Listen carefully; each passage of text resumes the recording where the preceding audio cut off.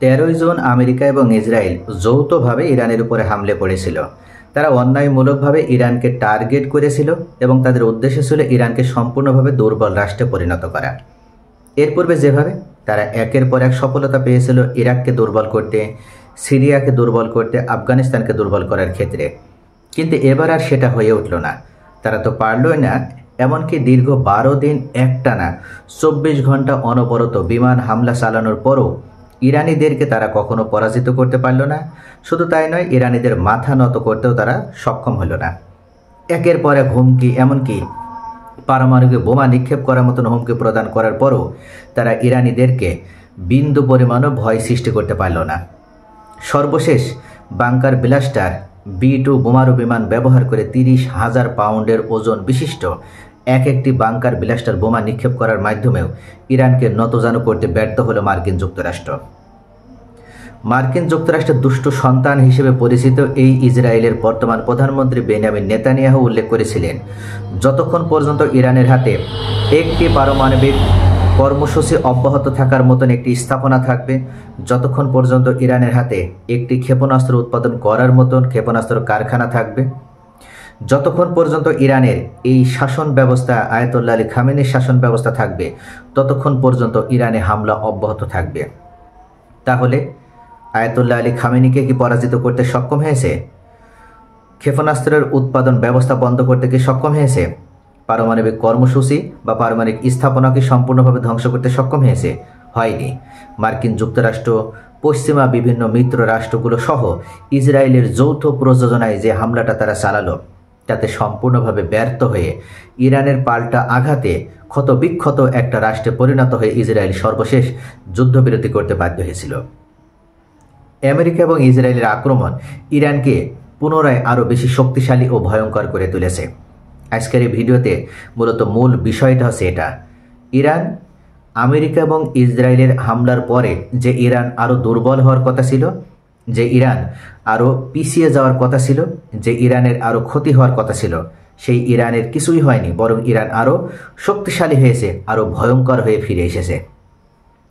কিভাবে হয়েছে আজকে এক প্রতিবেদনের মাধ্যমে আমি আপনাদের সামনে তুলে ধরব। গত মাসে 13ই জুন ইরানের উপরে হামলা করেছিল আমেরিকার দুষ্ট ছেলেবিলে পরিচালিত ইসরায়েল। দেশটির পারমাণবিক স্থাপনাগুলোতেও হামলা করে আমেরিকাও। ইরানের মাটিতে প্রথমবারের মতো সরাসরি হামলা করে বসে আমেরিকা। দুই মিত্রের এই হামলার পেছনে উদ্দেশ্য ছিল তেহরানের কৌশলগত সক্ষমতা নষ্ট করে আঞ্চলিক ভারসাম্য পুনরুদ্ধার করা। 18 মাস ধরে ইরানের দীর্ঘস্থায়ী এবং গুরুত্বপূর্ণ মিত্র হামাসকে কার্যকরভাবে ধ্বংস করা, লেবাননে হিজবুল্লাহকে ধ্বংস করা, ইয়েমেনে হুতিদের দুর্বল করা এবং সিরিয়ায় আসাদ সরকারের পতনের পর এই হামলা চালানো হয়। সামরিক দৃষ্টিকোণ থেকে এইসব হামলাকে উল্লেখযোগ্য সাফল্য হিসেবে দেখা হয়, কিন্তু ইরানের প্রভাবের পতন এবং দেশটির শাসন ব্যবস্থাকে দুর্বল করার ইসরায়েলি এবং মার্কিন নেতাদের যে দীর্ঘদিনের প্রত্যাশা ছিল, সেই অনুযায়ী কৌশলগত ফল আনতে তারা ব্যর্থ হয়েছে। বিপরীতে এই সংঘর্ষে একটা গভীর ভুল হিসাব নিকাশকে সামনেও নিয়ে এসেছে। ইরানের শক্তি কেবল আবেগ বা দুর্বল প্রক্সির উপরে নির্মিত নয়, এটি বিকেন্দ্রীভূত, আদর্শিকভাবে প্রতিষ্ঠিত এবং এর ডিজাইন করা হয়েছে সহনীয়ভাবে। আঘাতেও ইসলামী প্রজাতন্ত্রের পতন হয়নি, আর এখন দেশটি আগের তুলনায় আরও বেশি দৃঢ় এবং আরও বিপজ্জনক হয়ে উঠেছে। অপারেশন রাইজিং লায়ন নামে পরিচিত ইসরায়েলের আক্রমণ শুরু হয়েছিল ইরানের রাডার ব্যবস্থার উপর আক্রমণের মধ্য দিয়ে। এরপর ইরানের পরমাণু সমৃদ্ধকরণ স্থাপনা এবং ঊর্ধ্বতন সামরিক কর্মকর্তা ও বিজ্ঞানীদের উপর নির্ভুল বিমান হামলাও চালানো হয়। ইরানের উপরে হামলায় প্রথম 2 দিনে এবং প্রথম সপ্তাহে ইসরায়েল প্রায় $1.45 বিলিয়ন মার্কিন ডলার ব্যয় করেছিল। 12 দিনের হামলায় মোট খরচ করে $5 বিলিয়ন মার্কিন ডলার, অর্থাৎ দৈনিক খরচ হয় $725 মিলিয়ন মার্কিন ডলার। এর মধ্যে আক্রমণাত্মক অভিযানে $593 মিলিয়ন মার্কিন ডলার এবং প্রতিরক্ষা ও সংহতিকরণে $132 মিলিয়ন মার্কিন ডলার ব্যয় হয়। ইসরায়েলের হামলার জবাবে ইরানের প্রতিক্রিয়া ছিল দ্রুত।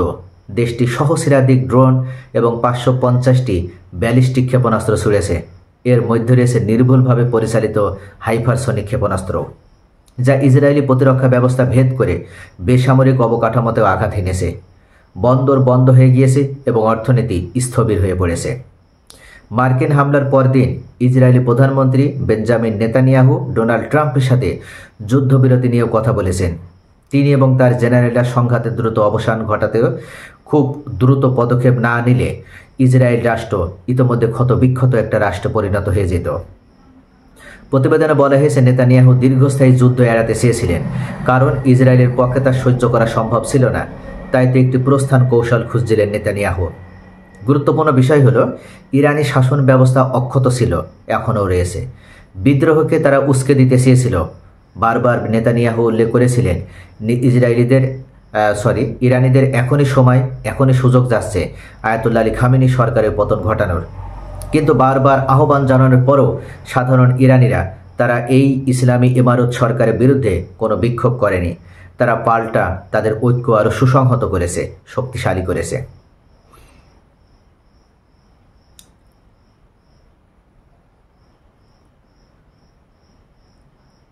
এই যুদ্ধে জাতীয়তাবাদী মনোভাবকে জাগিয়ে তোলার চেষ্টা করেছিল, কিন্তু তারা সম্পূর্ণভাবে ব্যর্থ হয়েছে।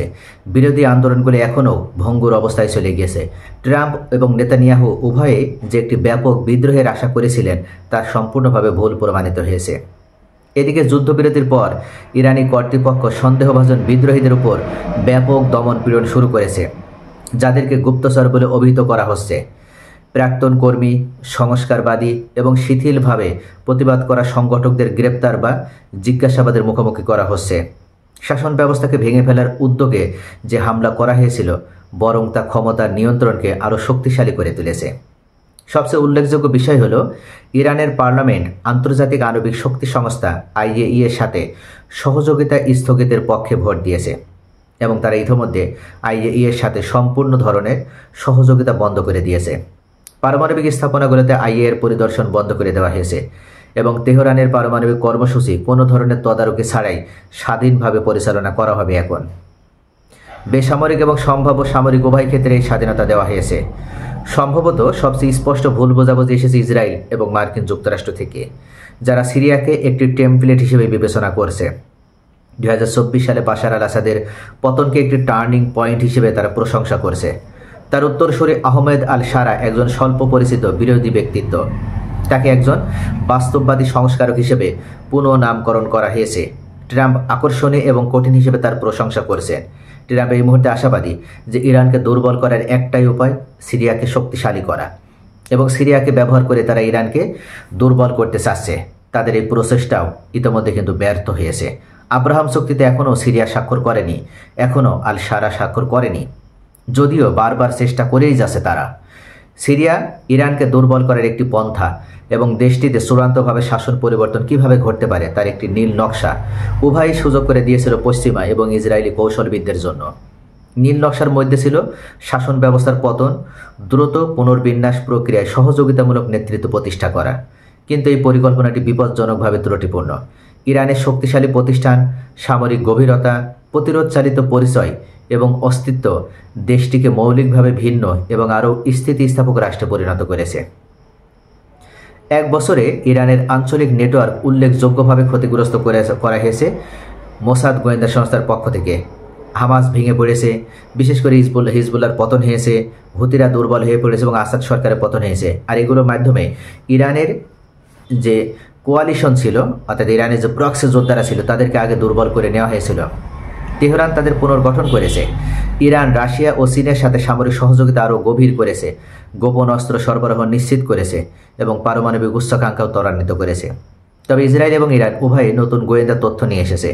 ইসরায়েল জানতে পেরেছে তার ক্ষেপণাস্ত্র প্রতিরক্ষা এবং অর্থনৈতিক স্থিতিস্থাপকতা দীর্ঘস্থায়ী এবং বহুমুখী যুদ্ধের জন্য প্রস্তুত নয়, সেটা প্রমাণিত হয়েছে এই 12 দিনের যুদ্ধে। ইতিমধ্যে ইরান ড্রোন, ক্ষেপণাস্ত্র এবং আঞ্চলিক প্রক্সি সহ তার অস্ত্রাগার কতদূর পৌঁছাতে পারে এবং এর সীমার কোথায় তার সম্পূর্ণ মূল্যবান অন্তর্দৃষ্টি লাভ করেছে। ইতিমধ্যে বিশ্বব্যাপী কিন্তু ইরান প্রশংসা করাতে সক্ষম হয়েছে এবং সকলেই দেখেছে যে ইরানের সক্ষমতা কতটুকু। একের পর এক ক্ষেপণাস্ত্র নিক্ষেপ করার মাধ্যমে ইসরায়েলিদের আকাশ প্রতিরক্ষা সিস্টেম শুধু ধ্বংসই করেনি, তাদের ঘর বাড়ি, সামরিক স্থাপনা সহ এমনকি বৈজ্ঞানিক গবেষণাগার মাটির সাথে মিশিয়ে দিতে সক্ষম হয়েছে। ইরানের বেশিরভাগ ড্রোন এবং ক্ষেপণাস্ত্রকে তারা বাধা দেওয়ার চেষ্টা করলেও তারা যতই উল্লেখ করেছে তারা 90% সফল, কিন্তু বাস্তবতা সম্পূর্ণ ভিন্ন। আজকে ইরান থেকে যে ক্ষেপণাস্ত্র নিক্ষেপ করা হয়েছিল তার 40%ও তারা প্রতিহত করতে পারেনি। যদি ইসরায়েলের পাশে এসে দাঁড়িয়েছিল মার্কিন যুক্তরাষ্ট্রের অত্যাধুনিক এবং ব্যয়বহুল থার্ড আকাশ প্রতিরক্ষা ব্যবস্থা, তারপরও তারা ব্যর্থ হয়েছে। একটাই কারণ, ইরানের হাতে রয়েছে সর্বাধুনিক প্রযুক্তির হাইপারসনিক ক্ষেপণাস্ত্র, যে ক্ষেপণাস্ত্র প্রতিহত করার মতন সক্ষমতা ইসরায়েলের এই আয়রন ডোমেন নেই, এই থার্ড প্রতিরক্ষা ব্যবস্থা নেই। ইতিমধ্যে তেল আবিব ধ্বংসযোগ্য পরিণত হয়েছে, আবাসিক এলাকাগুলো এবং গুরুত্বপূর্ণ অবকাঠামোগুলো ধ্বংস হয়ে গেছে। এই যুদ্ধটি কেবল অস্ত্রের মধ্যে সংঘর্ষ ছিল না, উভয় পক্ষের কৌশলগতও একটা গুরুত্বপূর্ণ ভূমিকা রাখে। ইরান এখন সেই অনুযায়ী তারা ইসরায়েলের বিরুদ্ধে একটা পরীক্ষামূলক যুদ্ধ পরিচালনা করতে চেয়েছিল। ইরান সেই পরীক্ষাটা করতে সক্ষম হয়েছে। ইরান চেয়েছিল ইসরায়েলের দুর্বলতা কোথায় সেটা বের করতে এবং ভবিষ্যতে সুদূর প্রসারী একটা আক্রমণ পরিচালনা করার মাধ্যমে ইসরায়েলের সমস্ত দর্প এবং অহংকার চূর্ণ বিচূর্ণ করে দিয়ে তাদেরকে মাটির সাথে মিশিয়ে দেওয়া। এবং এই ক্ষেত্রে ইরান সফলভাবে তারা পরীক্ষাটা করতে পেরেছে। রয়টার্সের এই বিশ্লেষক মনে করেন ইরানই মূলত এই যুদ্ধে জয়লাভ করেছে এবং ইসরায়েলের পরাজয় হয়েছে। অভ্যন্তরীণভাবে ইসরায়েল রাজনৈতিকভাবে ভঙ্গুর অবস্থায় রয়েছে, এমনকি সামাজিকভাবেও তাদের চাপের মধ্যে তারা রয়েছে। বিচারিক স্বাধীনতা দুর্বল করার চেষ্টা করার জন্য নেতানিয়াহুর ডানপন্থী জোট ইতিমধ্যে সমালোচনার মুখে রয়েছে। যুদ্ধ সাময়িকভাবে ঐক্যবদ্ধ করলেও ইসরায়েলের অর্থনৈতিক ও মানবিক ক্ষতি আরও গভীর উদ্বেগের জন্ম দিয়েছে। ইসরায়েল ইতিমধ্যে ব্যাপক পরিমাণে সাধারণ ইসরায়েল ছেড়ে সাইপ্রাস, গ্রিস, যুক্তরাষ্ট্র এবং কানাডায় পাড়ি জমাছে। তারা ইতিমধ্যেই এই সমস্ত রাষ্ট্রগুলোতে তাদের ভবিষ্যৎ দেখছে। তারা মনে করছে ইসরায়েলের ভবিষ্যৎ অনিশ্চিত এবং ইসরায়েলে থাকা মানে নিজেদের জীবনকে বিপন্ন করা, নিজেদের ভবিষ্যৎ প্রজন্মকে বিপন্ন করা।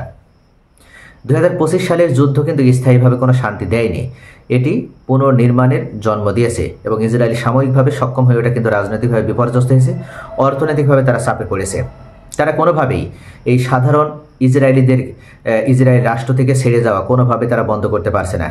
ইতিমধ্যে ইসরায়েলের বেনিয়ামিন নেতানিয়াহু সরকার নিষেধাজ্ঞা প্রদান করেছে এবং একজনকেও বাইরে যাওয়ার অনুমতি দেওয়া হচ্ছে না।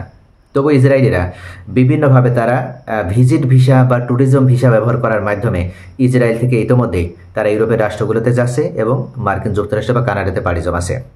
শুধু আকাশপথে নাই, তারা জলপথেও পাড়ি জমাছে। অর্থাৎ কোনোভাবেই ইসরায়েল ছেড়ে যাওয়ার এই ঢেউ কোনোভাবেই বন্ধ করতে পারছে না নেতানিয়াহু সরকার। তো প্রিয় ভিউয়ার্স, এই যুদ্ধে মূলত ইরানকে দুর্বল করার যে কৌশল অবলম্বন করেছিল যুক্তরাষ্ট্র এবং যুক্তরাজ্য ও ইসরায়েল যৌথভাবে, তারা সম্পূর্ণভাবে ব্যর্থ হয়েছে। তাদের অবৈধ সন্তান, তাদের দুষ্ট সন্তান বলে পরিচিত এই ইসরায়েলকে ব্যবহার করে তারা ইরানকে ধ্বংসস্তূপে পরিণত করতে চেয়েছিল।